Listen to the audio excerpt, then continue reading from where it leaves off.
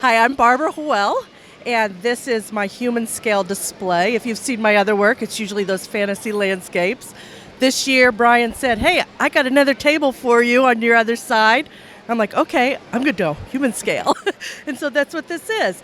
And if you look at my pottery and my chessboard, everything is a mid century Art Deco style with the British side of it. So you'll see the little tea set. And this piece in particular I wanted to point out because I made this silhouette so that I could make it three-dimensional. I wanted to start out with that, but I ended up liking it so much as just a flat piece. It reminded me of children's toys cutouts.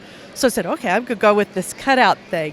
And so all these pieces are to look like a child's cutout toy set, and then I made the little cakes go with it.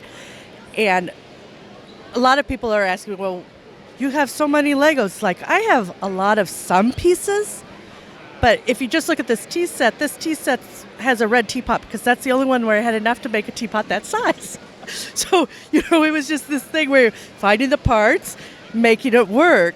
And then all my boxes, they do open. And again, this is one of those things where you have, what do you have? And so I was using the car fenders, and I only had certain numbers of different ones, so all my bows are different based on what I had.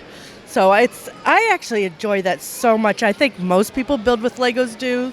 You have your challenges based on limitation. Right. The pieces kind of guide where you go with the creation. Exactly. And then the other thing I wanted to do with the flowers is I really focused on not necessarily being accurate, because unless you're building piece by piece with a Lego flower, you're never going to have a flower look like a real flower because we're using small parts. But I wanted to feel like real flowers. I wanted this piece right here to feel like a pot that's kind of been rained on and weeds have snuck into too. It's like, yeah, you put it on the porch, you're like, I don't care if it's pretty. It doesn't matter if it's a weed or a flower kind of thing. And then I wanted my flowers to be the kind that, they come out of your yard, they look great, and then they start to droop and all that. But I keep telling people this piece was a huge challenge. It took me a month just to build the vase. One of it was to get the proportions so it looked like it was a natural flow to the bottom. But once I got the flowers in, because they're so high, it's super top heavy. So I had some boat keel weights. And so the bottom of my vase has boat keel weights inside, so the whole thing doesn't tip over. So it's just interesting all the engineering that goes behind something that people don't expect to be engineered. But it's really fun. I love how the brick heads have come out because I can really tell kids now how I build stuff because I've built a brick head. And these little cakes, they're really just a brick head. And so I can show kids. They're like, how'd you do that? I'm like, it's a brick head. They're like, oh yeah, that's a brick head. Similar kind of building techniques that you can incorporate here. Yeah, so it's really neat to be able to just connect with something with them, and they feel. I just like it when the kids say, "Oh, I can do that." The parents never think they can do it, but whatever. That's fine as long as the kids get it. Right. So, and then he's over there looking at my small vases. So these are bud vases, and if anybody recognizes those parts, that's the new Hello Kitty, or not the Hello Kitty. Unikitty sets, and I have them upside down. I liked them better because they had a better texture flipped on the other side. So, and then this vase in particular I'm going to redo, but I didn't have enough flat tiles. A real mid-century vase is going to have actually straight lines, not curvy lines, but I didn't have enough to do that. So I used the curved ones, but I have ordered straight ones to make it the more angular it should be. But it's actually based on Clarice Cliff, who is a mid-century pottery painter and designer who used a lot of really bright colors. And some of them were geometric like that, and some were more like Dr. Seuss kinds of settings, but they were all these just beautiful colors that I've always enjoyed and liked. So that one's really very purposely directed towards her. And then I don't know if you guys saw that inside my chess set, you actually can store every single piece. So, and again, shortage of colors. I couldn't do it all in dark red, but that reddish brown really comes across that way. And I don't have the stud in there, and I didn't originally plan not to do the stud like everybody else does. But when I finally figured out how to do my horse, he's actually built upside down. And so he would have been knocked over by the stud, so I ended up doing the recessed piece. So I think that's kind of neat how things change based on what you end up designing it as, but I really visually like it without that stud. Because I like the chestnuts, but then seeing the stud in the empty squares always visually bothered me. Right, So- breaks up the tiling look. Yeah. So this has been pretty neat. And then I also liked that I brought it down so that it looks like maybe it's a cut piece of quartz or something to make that. And so the top I probably rebuilt a couple times just to get a different look that I wanted, but it will set directly into this. I'm not going to do it because it fits in so tightly, which is great for travel, which is why I wanted it. But it will not move whatsoever, that top, when it's in there. And it's what I wanted. It's one of my few pieces I can actually bring to a different show and never have to rebuild. So That's always a good thing, you don't have to worry about this one. yeah, it's just like, that's one. And actually this exhibit, this side, if you look at it, there's a lot of pieces that don't fall off. So, and another thing I've been showing a lot of people is how I did these flowers. Because my stems are pretty long, and how I got the strength was I put those tubings in so I could string them all the way through, put the single stud there, and then the pins from the Technic, some of them are round, and I can fit them in. And it's really important, if you're going to try this, that you make sure that you actually have that tubing going into there, because that adds to that strength to have the tubing inside the peg. And then I can put them together. So, and I spent probably as much time on the stems as I did on the flower and the vase, because I wanted each flower to have its own stem. I wanted them to be thin. I wanted some of them to be long. I wanted some to drape and some not. But like this flower is so heavy, that's as tall as I could get. And I'm using Technic pieces on the bottoms here. The reason you don't see it all the way down is because the taller they got, the more they would twist. And so, or bend, and to keep control of my bend, I would have to switch to Technic pieces. Right, you really have to balance out kind of the structural integrity so it's not breaking off completely, but you also want that bend in there to give that realistic look. Right. And what's really strange is I thought these would be like the lightest ones, but you can see I actually had to start with the Technic pieces really far up on those. And I thought I could get really tall with these pieces, but nope, wasn't going to happen. But, you win some, you lose some when you're working. But I really like, though, that it just feels like that pulled out of your garden look, so which I was going for.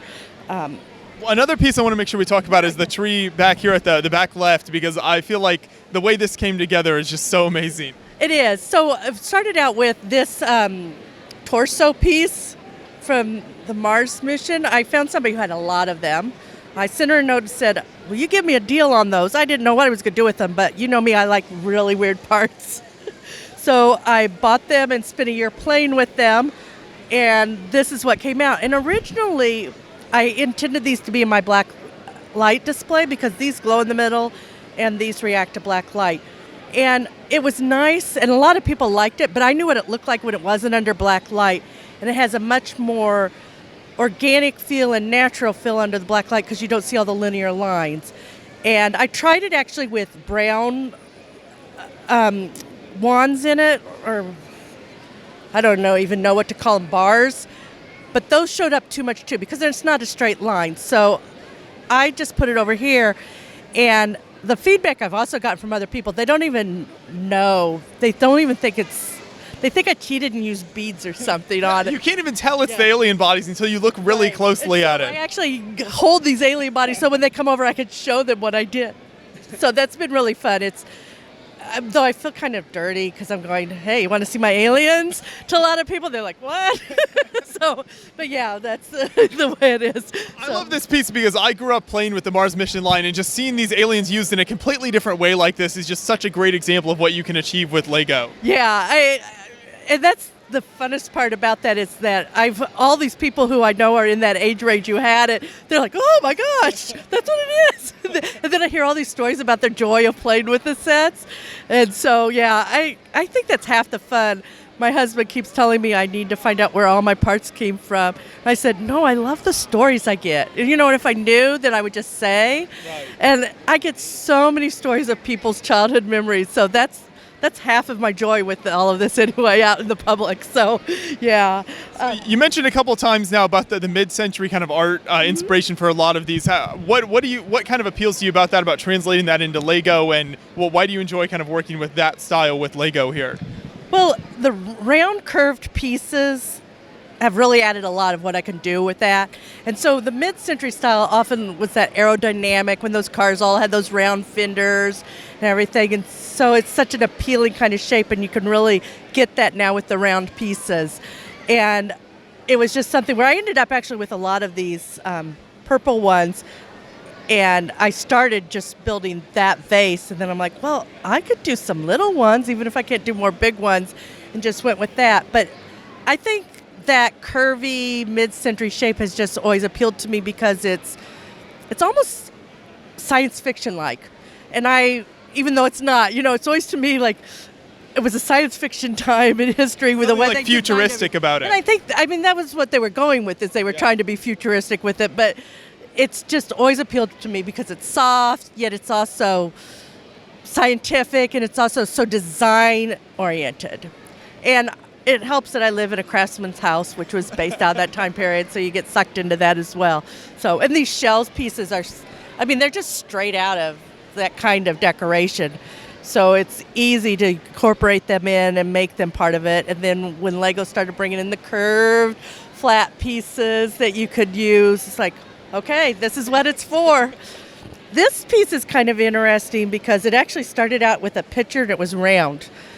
And something on that round piece, I had done the black line over the lavender, and I love that line so much, I decided to recreate the piece to emphasize the lines and get away from that. And this piece right now is very low here, but the kids see it from a whole nother angle. And because of the way it's done, you sometimes see all black, you sometimes see the purple lines, and the kids are seeing it a whole bunch of different ways too. So parents see it one way, the kids see it one way, and it's just different no matter how you look at it. And so that's a fun piece just to talk about because it really started out in a whole other place, and now it's a box, so a square.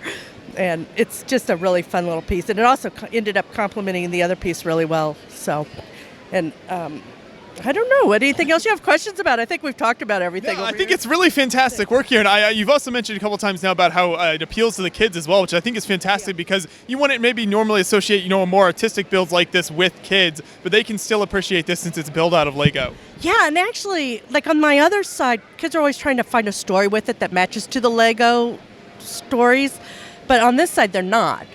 And I find that really interesting too. It's not gender specific, the attraction to the flowers. It's just the kids are just coming in and they're like, that's a flower. And some of them don't even care that it's Lego. And that's different too, to have that kind of thing where it's not. And then when their parents say, but that's Lego, then they go, oh, it's not, I don't know. Kids don't expect everything here to be Lego, I guess. I didn't know that.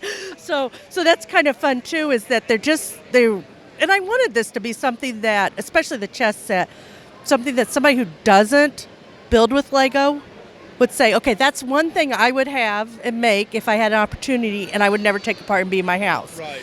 And with the chess set, it really, unless you tell somebody who doesn't know about Lego that it's Lego, it could sit in somebody's house.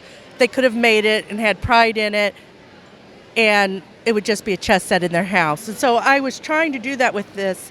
And a lot of the parents and grandparents coming through who don't do Lego have actually said that's what they see. And so that's been pretty neat because that's what I was trying to do, and it happened.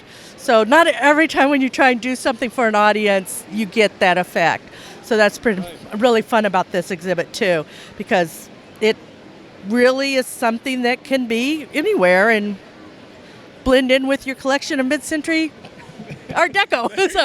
Yeah, it's truly fantastic work. So I'm so glad you could bring it out here at Brick World Indy, and thanks for chatting with me. Yeah, it was great to be here. I was so excited to come down here. I don't know if you know, I was born in Indianapolis, and I went to high school in Hamilton Heights High School. So I'm like, I want to go down there. Returning to your hometown to display your work. Exactly, that's what I wanted to do because not a lot of people have a chance to get up to see my stuff. So can I bring it here so people can see it? So yeah, well, that's perfect then. Hopefully we'll see you back here in future years. I hope so. Yeah, thanks. Thanks so much for coming over and talking. I appreciate it. Thank you. Yep.